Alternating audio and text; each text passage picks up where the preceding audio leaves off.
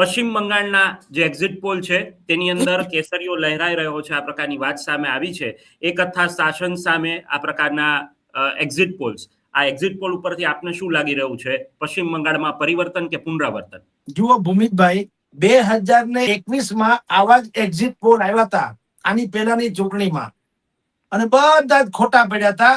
આ ટીએમસી 2/3 બહુમતી સાથે આગળ આવી ગઈ હતી. પશ્ચિમ બંગાળ એમાં શું થશે એ જુદી ઘટના, પણ શું થવું જોઈએ એ આપણે કહી શકીએ.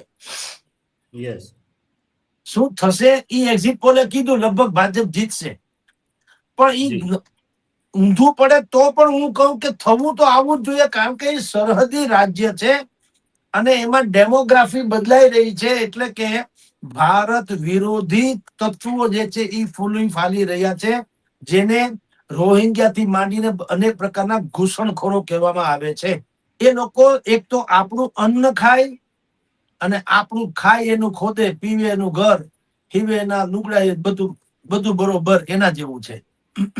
આ લોકોને દૂર કરવા માટે ભારતીય જનતા પાર્ટી એટલે કે એનડીએ, કેન્દ્રની એનડીએ સરકારે SIR નવી મતદાર સુધારણા યાદી એનો અમલ કર્યો અને 7.60 કરોડ જે મતદારો છે પશ્ચિમ બંગાળના, એમાંથી 91 લાખ લોકો નીકળી ગયા, એટલે કે એના નામ રદ થયા. 91 lakhs બોલો, એટલે 1 કરોડ જેવું આમ જુઓ તો.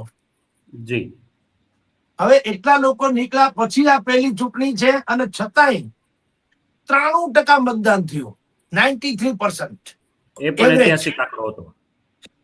એ પણ તમે જાણો છો વિશ્વ રેકોર્ડ કહી શકાય એવું લોકતંત્રમાં. ઈ એવું સૂચવે છે કે પેલા તો ત્યાં હિન્દુ સમાજે મતદાન કરવા નીકળવું ઈ પણ એક કસોટી હતી. વાત તો ત્યાં હતી. ઘૂસણખોરોનો ત્રાસ, ઈ બોગસ વોટિંગ કરતા, અનેક પ્રકારના 2-3 જગ્યાએ મતદાન કરે, આવા બધી ગફલા તો કરતા હતા, એ તો હતું જ. પણ હિન્દુ સમાજને મતદાન કરવા નીકળવામાં પણ ધાક ધમકી મારીને એ લોકો બંધ કરાવતા હતા. અમુક જિલ્લા તો એવા છે ત્યાં ભારતીય હોવું કે ગણાવવું ઈ પણ અપરાધ જેવું છે, સજા પામવા જેવું છે. ઓહો, બોલો. અને મમતા બેનર્જી ઈ હદે તૃષ્ટિકરણ તરફ વહી ગઈ. સત્તાની લાલચ છે કે એક વખત તો એને એવું કીધું પશ્ચિમ બંગાળને તમે અલગ આપી દો ને કા બાંગ્લાદેશ અમે ભળી જશું. બોલો તમે, ન્યા સુધીની વાત છે.